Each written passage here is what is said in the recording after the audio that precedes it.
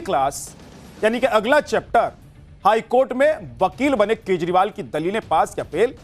Justice स्वर्ण कांता ने क्या फैसला सुना दिया? नेता का बेटा नेता तो जज के बच्चे वकील क्यों नहीं? हाईकोर्ट में केजरीवाल को लगी फटकार का कंप्लीट चैप्टर आपको दिखाने। आज पूरे देश की नजर दिल्ली हाईकोर्ट पर थी। सबको इस बात का इंतजार था कि क्या अरविंद केजरीवाल का पेशेवर वकील की तरह कोर्ट में दलीलें रखना काम आएगा कि नहीं आएगा।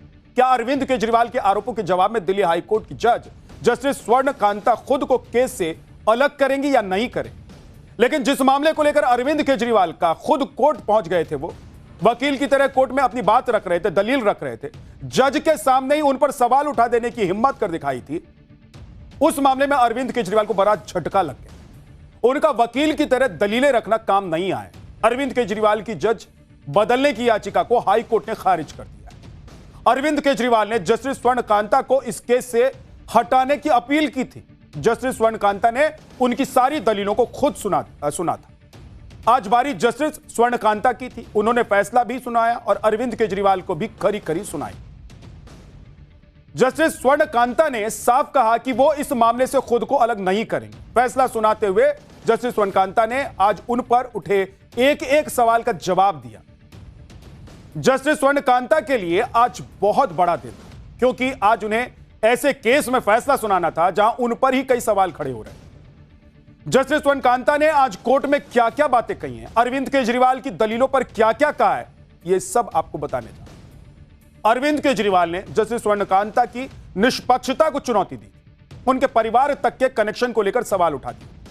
यह कहा था कि उनके बच्चे तो मोदी सरकार के पैनल में वकील हैं, यह तो हितों का टकराव है। आज जस्टिस स्वर्ण कांता ने उनकी निष्पक्षता पर उठे सारे सवालों का जवाब दिया। इसकी पूरी डिटेल आज पाठशाला में आपको बताऊंगा।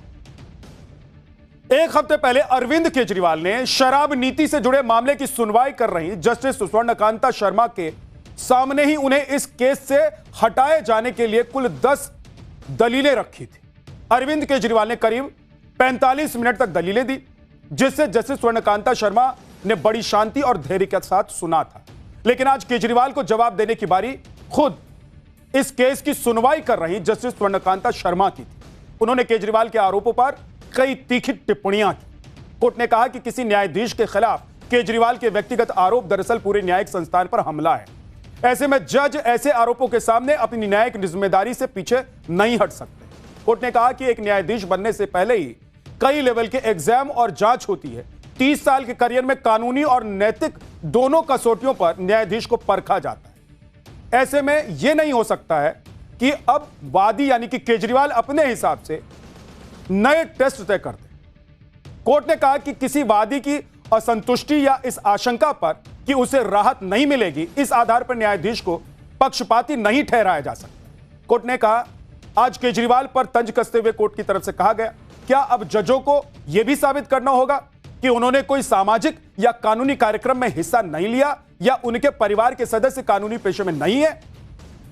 जस्टिस स्वर्ण कांता शर्मा ने केजरीवाल को कहा कि इस मामले में एक कैच 22 सिचुएशन पैदा करने की कोशिश की गई, जिसका मतलब यह हुआ कि अगर जज खुद को केस से अलग कर लेते तो एक तरह का संदेश जाता, और अगर खुद को केस से अलग नहीं करते तो वादी अपने मुताबिक उसका मतलब निकालता। इसलिए कोर्ट ने कहा कि यह वादी यानी कि केजरीवाल के लिए विन विन सिचुएशन बनाने की कोशिश, जिसे अदालत स्वीकार नहीं कर सकती। इसके साथ ही कोर्ट ने केजरीवाल को फटकार लगाते हुए कहा कि ऐसी स्थिति न केवल संबंधित जज पर बल्कि पूरे न्यायिक ढांचे पर असर डाल सकती है। इसलिए अदालतें इस तरह के दबाव या फिर रणनीति का हिस्सा नहीं बन सकती। कोर्ट ने यह भी साफ किया कि जज ऐसे आरोपों के सामने अपनी न्यायिक जिम्मेदारी से पीछे नहीं हट सकते। इसलिए जस्टिस स्वर्ण कांता शर्मा ने कहा कि इस केस में निडर होकर उत्तर देना उनका कर्तव्य और दायित्व बन जाता है। 13 अप्रैल को केजरीवाल ने कोर्ट में जस्टिस स्वर्ण कांता शर्मा के सामने ही उन पर कई आरोप लगा दिए। आज उन सभी आरोपों का जवाब जस्टिस स्वर्ण कांता शर्मा ने एक एक करके दिया। जस्टिस स्वर्ण कांता शर्मा ने कहा कि इस केस में मेरे सामने सबसे बड़ा सवाल यही आया कि क्या मैं केस की सुनवाई से हट जाऊं।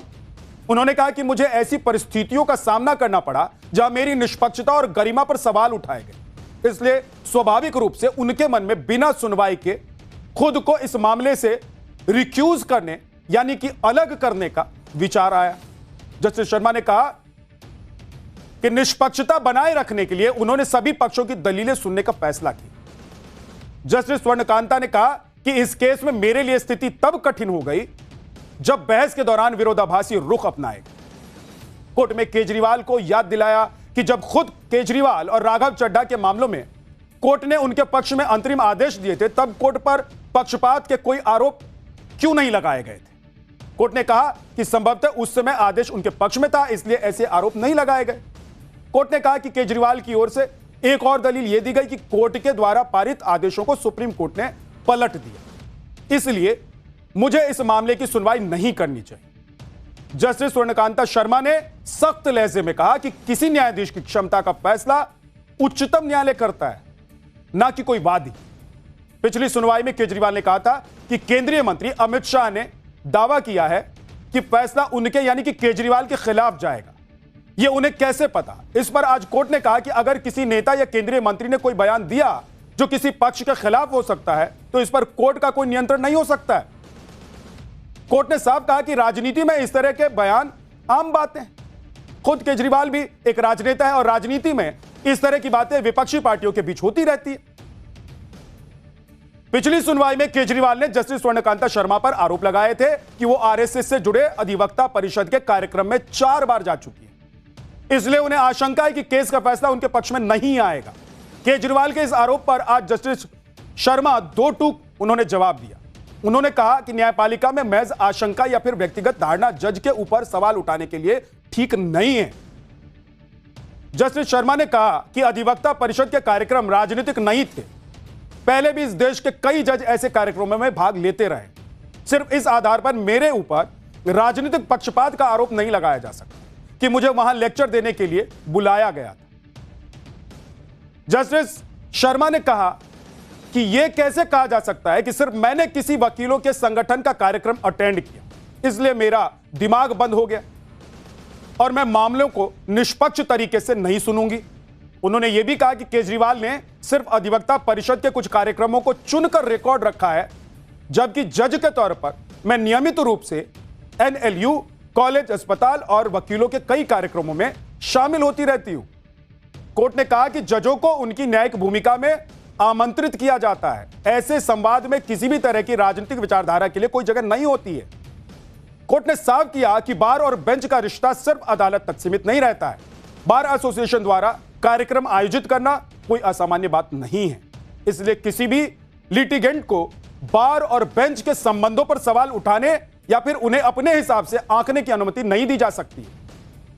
जस्टिस स्वर्णकांता शर्मा ने कहा कि सिर्फ वादी के विरोधी विचारधारा वाले संगठनों के कार्यक्रम में जाने की वजह से किसी अदालत के खिलाफ पक्षकार को अविश्वास के बीज बोने की इजाजत नहीं दी जा सकती। कोर्ट ने इस बात को और अच्छी तरीके से समझाते हुए कहा कि कई बार वकील किसी राजनीतिक पार्टी से जुड़े हो सकते हैं, लेकिन जब वो अदालत में पेश होते हैं तो मामलों का फैसला केवल तथ्यों और मेरिट के आधार पर किया जाता है, ना कि उनकी किसी विचारधारा या फिर राजनीतिक झुकाव के आधार पर किया जाता है। जस्टिस स्वर्णकांता ने केजरीवाल के इस आरोप पर फैसला सुनाते हुए कहा कि खुद को केस से अलग करने का कदम जनता के बीच यह धारणा पैदा कर सकता है कि जज किसी राजनीतिक दल के साथ जुड़े हुए हैं। केजरीवाल ने पिछली सुनवाई में सिर्फ जस्टिस स्वर्णकांता शर्मा के साथ उनके परिवार पर भी आरोप लगाए थे, सिर्फ उन्होंने जस्टिस पर ही आरोप नहीं लगाए थे। केजरीवाल ने आरोप लगाया था कि जस्टिस स्वर्णकांता शर्मा के बच्चे सरकारी पैनल में शामिल हैं, इसलिए उन्हें केस के प्रभावित होने की आशंका है। इस पर कोर्ट ने केजरीवाल पर सख्त टिप्पणी की और कहा कि झूठ को अगर 1000 बार दोहराया जाए तब भी वो सच नहीं बन जाता है। जस्टिस स्वर्णकांता शर्मा ने कहा कि अगर नेताओं के बच्चे राजनीति में आ सकते हैं तो जजों के बच्चे या फिर परिवार के लोग भी वकालत में आ सकते हैं। सिर्फ उनके पारिवारिक संबंधों के आधार पर उन पर सवाल उठाना सही नहीं है। कोर्ट ने कहा कि इस पीठ को चुन चुनकर निशाना बनाया जा रहा और याचिकाकर्ता अपने हलफनामे में परस्पर विरोधी रुख अपना रहे हैं। अपने बच्चों को लेकर लगाए गए आरोपों पर जस्टिस शर्मा ने यह भी कहा कि सिर्फ केजरीवाल जी ने यह आरोप लगाया है। अपनी दलील में अरविंद केजरीवाल ने यह इशारा किया था कि कई मामलों को जानबूझकर जस्टिस स्वर्णकांता के परिवार को सौंपा गया, लेकिन सीबीआई ने साफ किया कि केजरीवाल ने जो आंकड़े बताए हैं वो सही नहीं है। जस्टिस स्वर्णकांता ने आगे कहा कि सीबीआई के मुताबिक इस केस से मेरे किसी भी रिश्तेदार का कोई संबंध है ही नहीं। जस्टिस शर्मा ने यह भी कहा कि मान लें कि अगर उनके कुछ रिश्तेदार सरकारी पैनल में हैं, तब भी याचिकाकर्ता को यह दिखाना होगा कि इसका इस मामले से क्या लेना देना है और इसका केस पर क्या असर पड़ने वाला। लेकिन वादी यानी कि केजरीवाल ऐसा कोई भी सीधा संबंध साबित नहीं कर पाए, इसलिए उनके बच्चों का इस विवाद से कोई कनेक्शन नहीं बनता है।